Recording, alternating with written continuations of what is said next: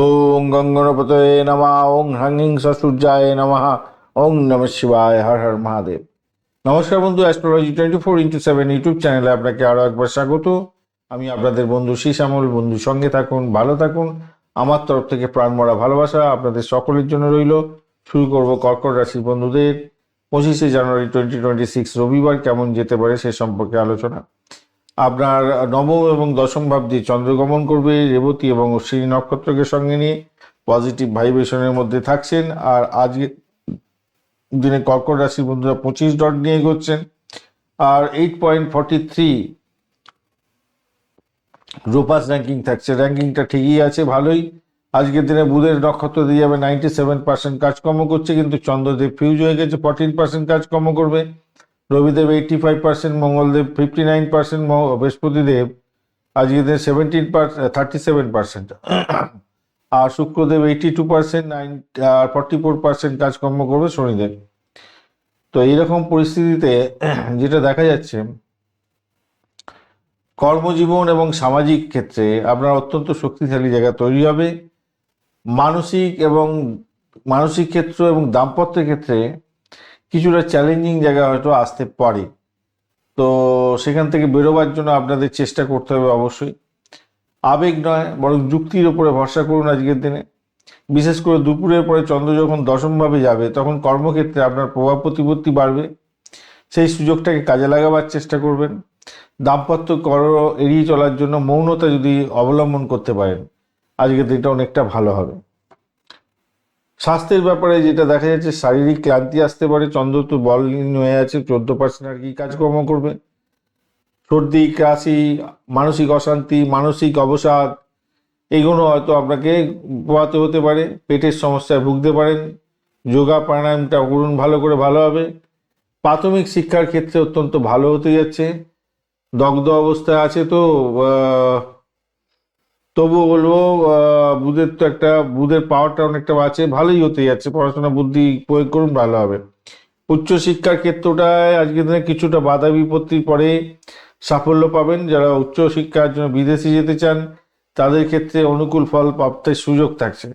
অর্থের জায়গাটা লাভের ইঙ্গিত থাকছে আজকের দিনটা। শুক্র দগ্ধ হয়ে যাচ্ছে, তো অপ্রত্যাশিত লাভ হয়তো দেরিতে পেতে পারেন আজকের দিনে। খরচ খরচার দিকটা একটু খেয়াল রাখুন। শেয়ার বাজারে লোকসানের ভয় আছে। আজকের দিনে লটারি বা ফাটকা থেকে দূরে থাকার চেষ্টা করুন। চাকরির জায়গাটার ক্ষেত্রে অত্যন্ত উজ্জ্বল জায়গা তৈরি হতে যাচ্ছে। আমলা যোগ এবং পারিজাত যোগও পাচ্ছেন। বিকালবেলার পর তো ভালো হবেই। চাকরিজীবীদের জন্য পদোন্নতি, নতুন সুযোগ আসবে, এগুলো ভালো। ব্যবসা বাণিজ্যের জায়গাটার ক্ষেত্রে চতুর্গ্রহের যোগটায় প্রচুর ব্যস্ততা থাকবে আপনার। রিয়েল এস্টেট, যান্ত্রিক ব্যবসা বাণিজ্য, মেকানিক্যাল ক্ষেত্র, কোনো ব্যবসা বাণিজ্যের ক্ষেত্রে কোনো ভালো হতে যাচ্ছে। রিয়েল এস্টেটের ব্যবসা বাণিজ্য ভালো হবে। আর অংশীদারি ব্যবসা বাণিজ্য যারা করছেন, তাদের ক্ষেত্রে বলবো আইনি জটিলতার দিকে যাবেন না।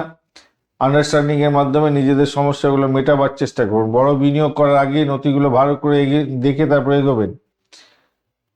মঙ্গল দোষ থাকার কারণে আজকের দিনে দাম্পত্য জীবনে ঝড়ের ইঙ্গিত পাওয়া যাচ্ছে। আর প্রেমের ক্ষেত্রেও আজকের দিনটা আপনাদের একটু সতর্ক থাকতে হবে, অনুকূল নয় কতটা বেশি। সন্তানের জায়গাটার ক্ষেত্রেও আজকের দিনে স্বাস্থ্য নিয়ে চিন্তা থাকবে। ভ্রমণের ক্ষেত্রে ছোটোখাটো ভ্রমণ করতে পারেন, খুব বড় ভ্রমণ ভালো হবে না। অষ্টক বর্গের 25 ডট, সেটা হচ্ছে আপনার সব কিছুকে হাসিল করবে, মোটামুটি অ্যাভারেজ। ভাগ্যের চেয়ে কর্মের উপরে একটুখানি জোর দিন। রূপাস র্যাঙ্কিংটা বেশি আছে, সেক্ষেত্রে সামাজিক সম্মান এবং প্রতিপত্তি আপনি বৃদ্ধি পেতে দেখতে পাবেন। কিন্তু রাত্রির 11টা 10 মিনিটের পরে বৃষ্টিকরণ শুরু হয়ে যাবে আজকের দিনে। তো সেক্ষেত্রে সেই সময়ের পরে কোনো ইম্পর্টেন্ট কাজকর্ম করবেন না। সাদা, রূপালি এবং ক্রিম কালার ব্যবহার করুন। 2, 7, 9 সংখ্যাটা ভালো হতে যাচ্ছে। সকাল 10টা 30 মিনিট থেকে 12টা, দুপুরবেলা এবং বিকালবেলা 4টে থেকে 6টা পর্যন্ত সময়টা আপনাদের গোল্ডেন টাইম যাবে। শিবলিঙ্গে স্নান করাবেন আজকের দিনটায় কাঁচা দুধ দিয়ে, গঙ্গা জল দিয়ে। ওং চং ওং সাং সিং সং চন্দ্রায় নমঃ এই মন্ত্র জপ করবেন 108 বার। আর মা দুর্গার আরাধনা করবেন, শক্তি কবচ পাঠ করবেন। না হলে আপনি দুর্গে দুর্গে রক্ষণে রক্ষণে সাহা এই মন্ত্র জপ করুন 108 বার, ভালো হবে। অপরিচিত কাউকে হুট করে টাকা দেবেন না, পাবেন না, কেন রাহু শেষ করে দেবে আপনাকে। মাথায় রাখবেন, আবেগ নয়, যুক্তি দিয়ে কাজকর্ম করবেন, তবেই ভালো হবে। পুনর্বসু নক্ষত্রের বন্ধুদের ক্ষেত্রে আধ্যাত্মিকতার ক্ষেত্রে মন বসবে। বিদেশে যোগাযোগ করছেন, আমদানি রপ্তানি ব্যবসার সঙ্গে যুক্ত আছেন, সাফল্য পাবেন। পুষ্যা নক্ষত্রের ক্ষেত্রে কর্মক্ষেত্রে ধৈর্য ধরলে সাফল্য আসবে। বকেয়া কাজ দুপুর 1:35-এর পর শেষ করার চেষ্টা করবেন, ভালো হবে।